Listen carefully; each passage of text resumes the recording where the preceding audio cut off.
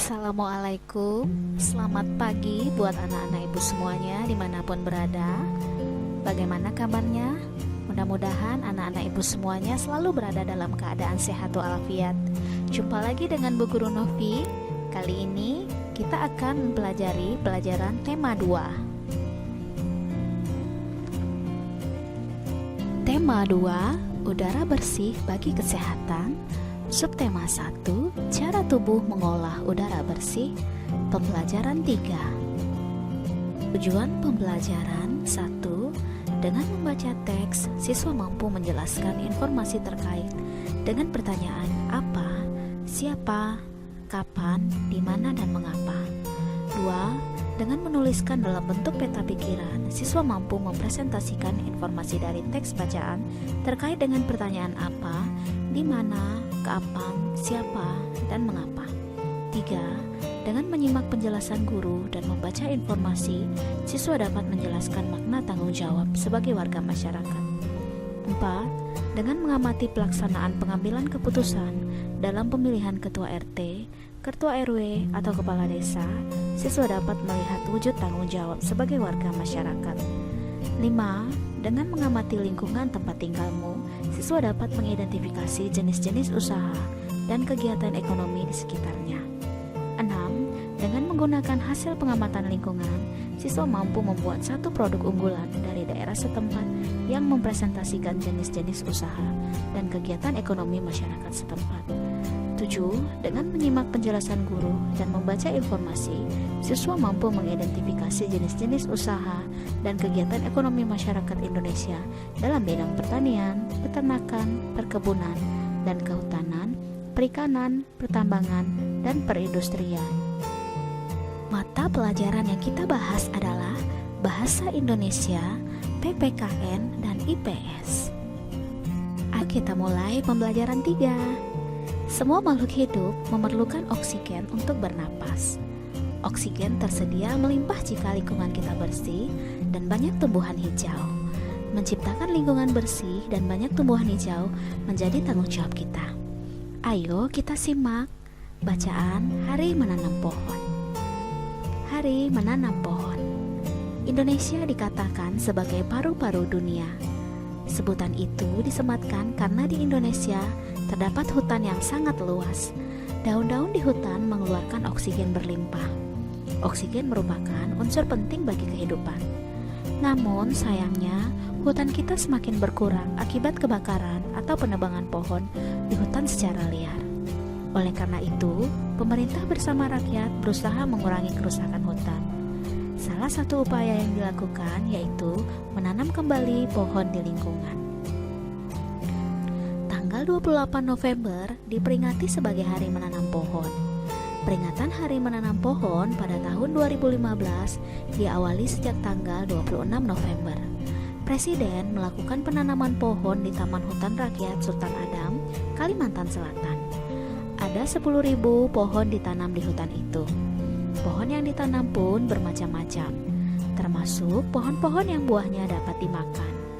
Kita dapat berperan serta untuk mengembalikan paru-paru dunia. Menanam pohon tidak hanya dapat dilakukan di hutan. Kita dapat menanam pohon di lingkungan sekitar kita. Semakin banyak pohon di lingkungan kita, semakin banyak pasokan oksigen bagi kehidupan. Nah, anak-anak, dari bacaan Hari Menanam Pohon, lengkapilah peta pikiran berikut. Lalu jawablah pertanyaan berdasarkan kata tanya. Kamu telah membaca bacaan Hari Menanam Pohon. Menjaga lingkungan sekitar dengan cara menanam pohon merupakan salah satu tanggung jawab kita sebagai warga masyarakat. Semua warga masyarakat mempunyai tanggung jawab dalam menciptakan kenyamanan dan keamanan lingkungan tempat tinggalnya. Ayo kita simak teks tanggung jawab sebagai warga masyarakat. Tanggung jawab sebagai warga masyarakat. Tanggung jawab merupakan sikap terpuji yang hendaknya dimiliki setiap individu. Sikap tanggung jawab mencerminkan nilai karakter setiap individu. Jadi karakter seseorang tercermin dalam sikap tanggung jawabnya, baik terhadap diri sendiri, orang lain, masyarakat, maupun bangsa dan negara. Apa makna tanggung jawab dan apa saja jenis tanggung jawab sebagai warga masyarakat? Samakah tanggung jawab dengan hak dan kewajiban sebagai warga masyarakat? Orang yang bertanggung jawab dapat dikatakan sebagai orang yang berkarakter. 1. Tanggung jawab sebagai warga masyarakat. Tanggung jawab melekat pada diri setiap manusia dimanapun ia berada, termasuk dalam masyarakat. Bagaimanakah makna tanggung jawab sebagai warga masyarakat? Untuk memahami makna tanggung jawab sebagai warga masyarakat, secara urut perlu kamu pahami pengertian tanggung jawab itu sendiri, pengertian masyarakat, dan baru memahami makna tanggung jawab sebagai warga masyarakat berikut ini. A. Pengertian tanggung jawab. Tanggung jawab merupakan salah satu nilai karakter bangsa yang diharapkan tertanam pada setiap individu, terutama peserta didik. Tanggung jawab adalah sikap dan perilaku seseorang untuk melaksanakan tugas dan kewajibannya yang seharusnya dia lakukan, baik terhadap diri sendiri, keluarga, masyarakat, lingkungan, atau alam sosial dan budaya, negara, maupun Tuhan Yang Maha Esa. Menurut Kamus Umum Bahasa Indonesia, tanggung jawab adalah keadaan wajib menanggung segala sesuatunya. Setiap individu mempunyai tanggung jawab karena tanggung jawab bersifat kodrati, yaitu menjadi bagian dari kehidupan manusia. Jadi, setiap individu mempunyai tanggung jawab. Tanggung jawab setiap individu meliputi berbagai jenis sebagai berikut. 1. Tanggung jawab terhadap diri sendiri. Tanggung jawab terhadap diri sendiri menuntut kesadaran setiap orang untuk memenuhi kewajibannya sendiri dalam mengembangkan kepribadian sebagai manusia pribadi. Dengan demikian, bisa memecahkan masalah-masalah kemanusiaan mengenai dirinya sendiri. Contohnya, Evi mendapat pekerjaan rumah dari ibu guru untuk dikumpulkan esok hari. Akan tetapi, Evi justru menghabiskan waktu untuk menonton acara televisi. Evi tidak mengerjakan pekerjaan rumah. Esok harinya, Evi ditegur bu guru dan Evi mendapatkan sanksi. Dalam peristiwa ini, Evi harus bertanggung jawab atas dirinya sendiri akibat tidak mengerjakan pekerjaan rumah dari bu guru. 2. Tanggung jawab terhadap keluarga. Tanggung jawab terhadap keluarga menjadi tanggung jawab seluruh anggota keluarga, baik ayah, ibu, maupun anak. Dalam sebuah keluarga, tanggung jawab anggota keluarga menyangkut upaya menjaga nama baik keluarga, meningkatkan kesejahteraan keluarga, dan menjaga keselamatan. Contohnya, seorang ayah bekerja keras untuk menafkahi anggota keluarganya dan demi memenuhi kebutuhan pendidikan anaknya. Ayah tersebut telah melaksanakan tanggung jawabnya sebagai kepala keluarga. Jika kamu sebagai seorang anak bersikap disiplin dan sungguh-sungguh dalam belajar, berarti kamu melaksanakan tanggung jawab terhadap keluarga. 3. Tanggung jawab terhadap masyarakat. Tidak ada seorang pun yang bisa hidup sendiri tanpa bantuan orang lain. Hal ini sesuai dengan kedudukan manusia sebagai makhluk sosial. Atas dasar kebutuhan ini, seseorang melakukan komunikasi dengan orang lain sehingga terbentuklah masyarakat. Dalam sebuah masyarakat, setiap anggota mempunyai tanggung jawab ikut serta menjaga kelangsungan hidup warga masyarakat. Oleh karena itu, segala tingkah laku dan perbuatan setiap anggota masyarakat hendaknya dapat dipertanggungjawabkan kepada masyarakat. Contohnya, Pak Budi, warga masyarakat Desa Sukamakmur. Pada hari Minggu, Pak Budi berencana pergi berlibur bersama keluarganya ke pantai. Akan tetapi, pada hari Minggu yang sama, warga masyarakat Desa Sukamakmur akan mengadakan kerja bakti membersihkan selokan. Pak Budi sebagai warga masyarakat memutuskan untuk menunda acara berliburnya bersama keluarga karena Pak Budi harus ikut kerja bakti. Tindakan Pak Budi tersebut mencerminkan sikap tanggung jawab sebagai warga masyarakat. 4. Tanggung jawab terhadap bangsa dan negara. Setiap orang yang tinggal dan menetap dalam sebuah negara akan terikat oleh aturan-aturan hukum dalam sebuah negara. Oleh karena itu, segala pikiran, perbuatan, tindakan, dan tingkah laku manusia harus sesuai dengan norma-norma atau aturan-aturan yang berlaku dalam negara setempat. Individu sebagai warga negara hendaknya dapat mempertanggungjawabkan segala tindakan dan tingkah lakunya kepada bangsa dan negara. Contohnya, anggota tim nasional bulu tangkis Indonesia berusaha sekuat tenaga untuk mengharumkan nama bangsa Indonesia. Mengharumkan nama baik bangsa Indonesia di mata dunia menjadi tanggung jawab setiap warga negara Indonesia. 5. Tanggung jawab terhadap Tuhan. Tuhan menciptakan manusia sebagai makhluk yang paling sempurna mempunyai akal dan pikiran. Oleh karena itu, Tuhan menurunkan ajaran berupa perintah dan larangan bagi makhluknya, khususnya bagi manusia. Manusia bertanggung jawab untuk beribadah, menjalankan perintah Tuhan, dan menjauhi larangannya. Jadi, contoh tanggung jawab manusia terhadap Tuhan Yang Maha Esa antara lain beribadah sesuai ajaran agama yang dianut. B. Pengertian masyarakat. Di atas telah kamu pahami tentang bentuk tanggung jawab individu terhadap masyarakat. Apa yang disebut masyarakat? Menurut Kamus Besar Bahasa Indonesia, masyarakat adalah sejumlah manusia dalam arti seluas-luasnya dan terikat oleh suatu kebudayaan yang mereka anggap sama.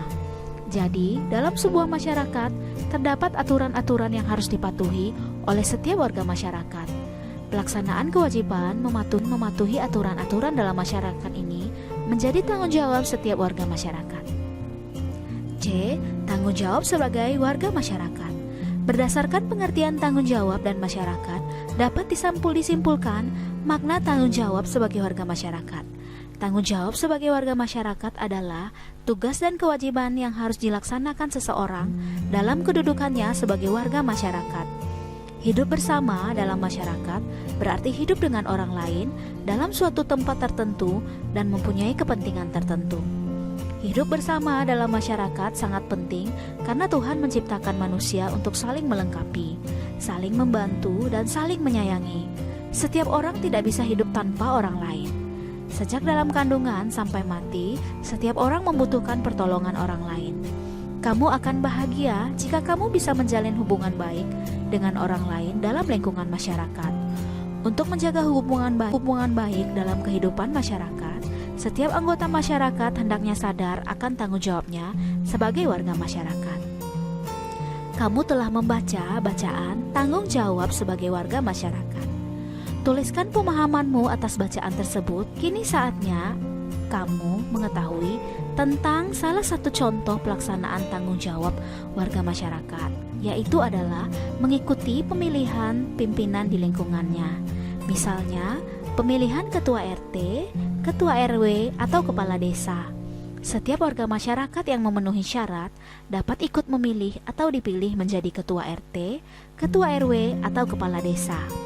Apabila di lingkungan tempat tinggalmu terjadi peristiwa pemilihan ketua RT, ketua RW, atau kepala desa, lakukan kegiatan berikut, yaitu tanyakan kepada orang tuamu mengenai waktu dan tempat pelaksanaan pemilihan ketua RT, ketua RW, ataupun kepala desa di tempat tinggalmu. Dari bacaan Hari Menanam Pohon, ada kalimat hutan kita semakin berkurang akibat kebakaran atau penebangan pohon di hutan secara liar. Ada kebakaran hutan yang dilakukan secara sengaja oleh orang-orang yang tak bertanggung jawab. Mereka membakar hutan untuk membuka lahan bagi usaha perkebunan mereka. Penebangan pohon di hutan juga banyak dilakukan oleh orang-orang yang tidak bertanggung jawab. Mereka menebang pohon-pohon itu untuk dijual kembali. Padahal seharusnya pohon-pohon yang akan digunakan untuk industri harus diambil dari hutan tanaman industri atau HTI.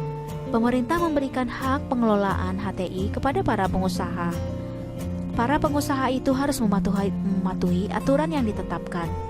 Aturan itu misalnya umur pohon yang boleh ditebang dan penanaman kembali apabila pohon ditebang. Batang pohon memang mempunyai banyak kegunaan. Banyak perajin yang memanfaatkannya sebagai sumber penghasilan. Mereka membuat beraneka ragam barang kerajinan lalu menjualnya dengan harga tinggi. Berikut barang kerajinan dari batang pohon. Nah, anak-anak ibu, coba kamu amati jenis-jenis usaha di lingkungan sekitarmu. Cari informasi seperti berikut. Yang pertama, jenis usaha yang dilakukan. Yang kedua, hasil dari jenis usaha yang dilakukan. Yang ketiga, bahan baku yang diperlukan untuk melakukan jenis usaha tersebut. Yang keempat, pengetahuan dan keterampilan yang diperlukan. Yang kelima, kesulitan atau kendala yang mungkin dihadapi. Dari hasil pengamatanmu, pilihlah salah satu jenis usaha di lingkungan sekitarmu. Kemudian, cobalah membuat satu hasil dari jenis usaha tersebut. Pilih hasil jenis usaha yang mudah untuk kalian buat. Catatlah bahan yang dibutuhkan, langkah-langkah pembuatan, dan kesulitan yang kalian hadapi saat melaksanakan pembuatan karya kalian. Selain jenis-jenis usaha seperti yang ada di lingkungan sekitarmu, masih ada jenis usaha lain. Jenis usaha apakah itu? Mari kita simak bacaan berikut untuk mengetahui berbagai jenis usaha. Jenis-jenis usaha ekonomi masyarakat. Kondisi geografis Indonesia beragam. Ada wilayah daratan dan ada pula wilayah perairan. Kondisi geografis yang beragam menyebabkan beragam pula jenis kegiatan ekonomi masyarakat. Keragaman ini disesuaikan dengan kondisi alam atau geografi suatu wilayah. Kegiatan ekonomi tersebut bertujuan memenuhi kebutuhan hidup masyarakat. Agar tercipta kehidupan yang nyaman, setiap penduduk perlu menghargai jenis kegiatan ekonomi penduduk lainnya. Amatilah jenis kegiatan ekonomi di lingkungan daerah sekitarmu. Ada yang bekerja di lahan persawahan, ada yang beternak ayam petelur atau ayam pedaging, ada yang berdagang di pasar, ada yang bekerja di sektor industri, ada pula yang membudidayakan ikan di kolam. Kegiatan ekonomi masyarakat ini bertujuan memperoleh pendapatan. Selanjutnya, pendapatan tersebut digunakan untuk memenuhi kebutuhan hidup. Apa yang dimaksud dengan kegiatan ekonomi?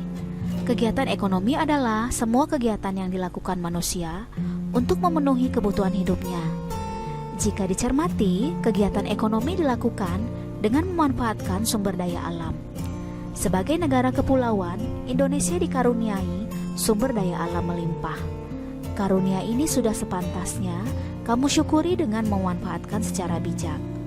Pemanfaatan sumber daya alam tersebut dapat dilihat pada berbagai bidang usaha. 1. Agraris. Indonesia dikenal sebagai negara agraris. Sebutan ini disebabkan banyak penduduk bermata pencarian sebagai petani. Usaha agraris meliputi kegiatan pertanian dan perkebunan. Sektor usaha agraris terdapat di daerah pedesaan dan pegunungan. Berbagai jenis tanaman tumbuh subur dan menghasilkan banyak bahan pangan.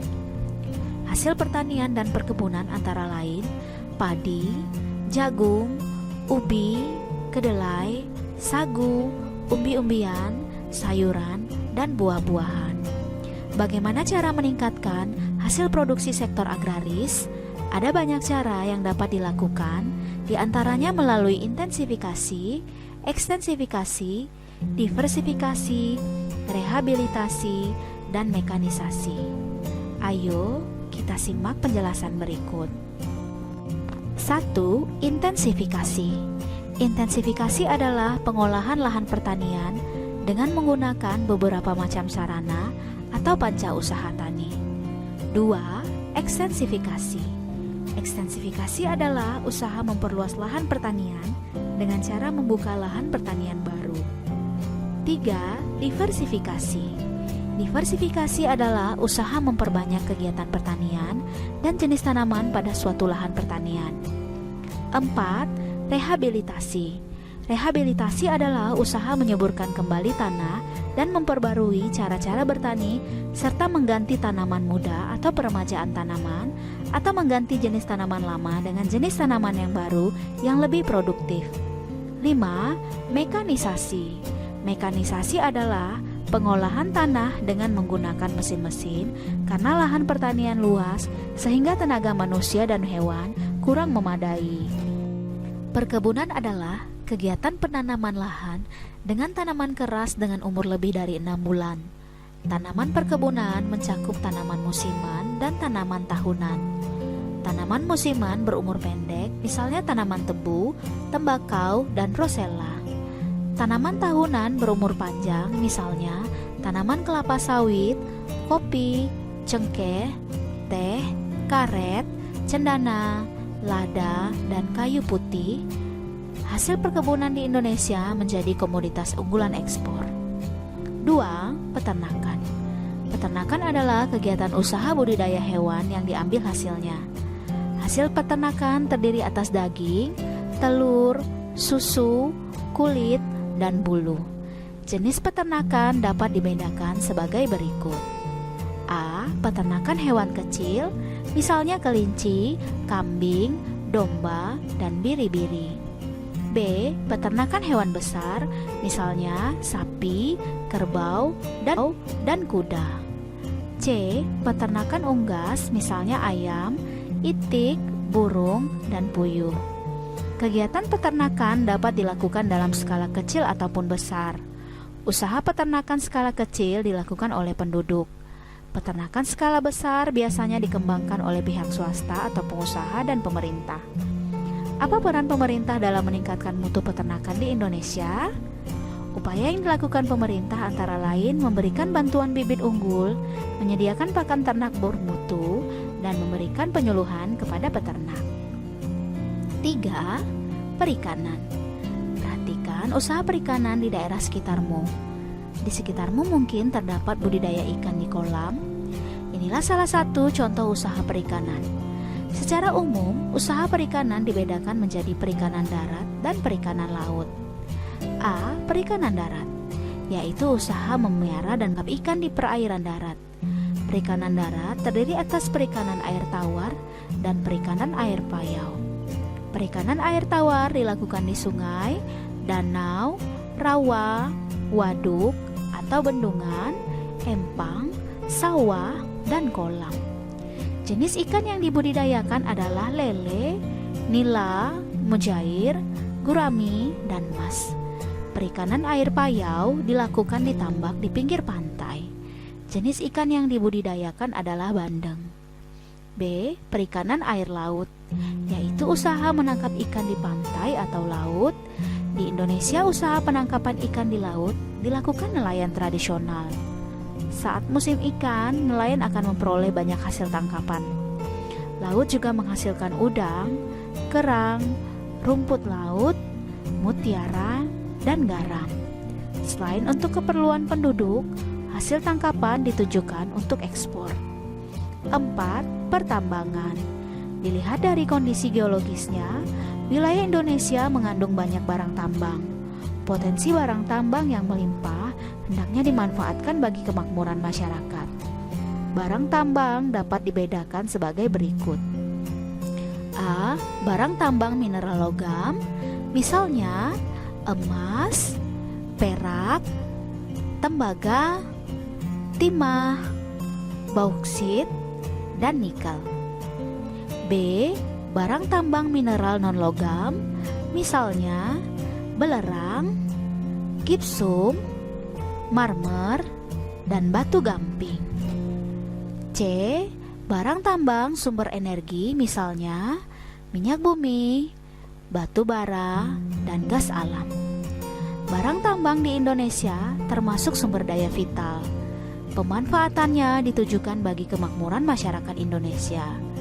Jika dieksploitasi terus-menerus, ketersediaan barang tambang akan cepat habis. Oleh karena itu, pemanfaatan barang tambang dilakukan dengan bijak dan memperhatikan kelestariannya.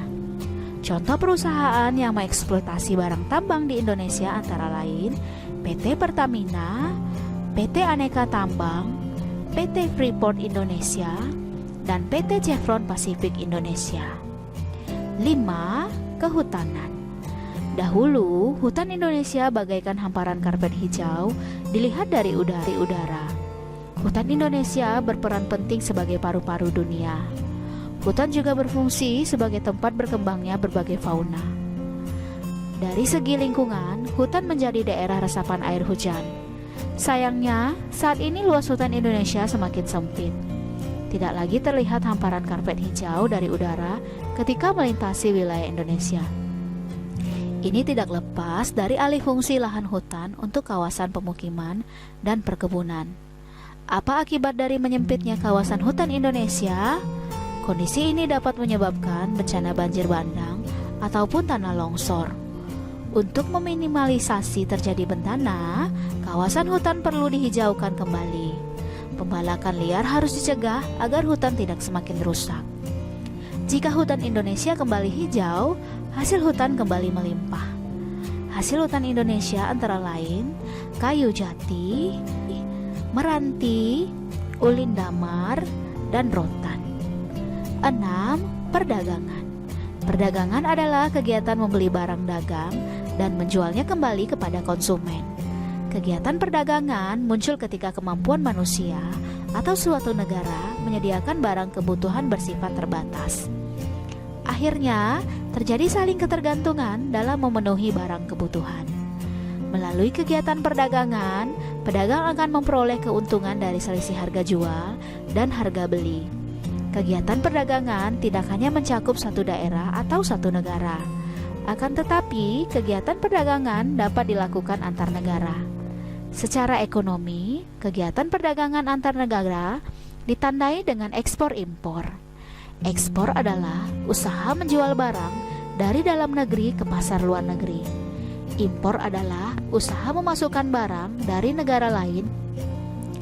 7. Perindustrian. Perindustrian adalah kegiatan mengubah bahan mentah menjadi bahan setengah jadi atau barang jadi. Bahan mentah diperoleh dari melimpahnya sumber daya alam. Usaha industri dapat dilakukan secara perorangan atau kelompok. Usaha industri dapat dikelompokkan industri rumah tangga atau home industry, industri sedang, dan industri besar. Contoh industri di Indonesia adalah industri makanan dan minuman, kosmetik, obat-obatan, garmen, serta elektronik. Demikianlah video pembelajaran kali ini. Tetap semangat belajar, jaga kesehatanmu, makan makanan yang bergizi, dan istirahat yang cukup. Selalu cuci tanganmu dan gunakan masker jika berpergian keluar rumah. Assalamualaikum warahmatullahi wabarakatuh.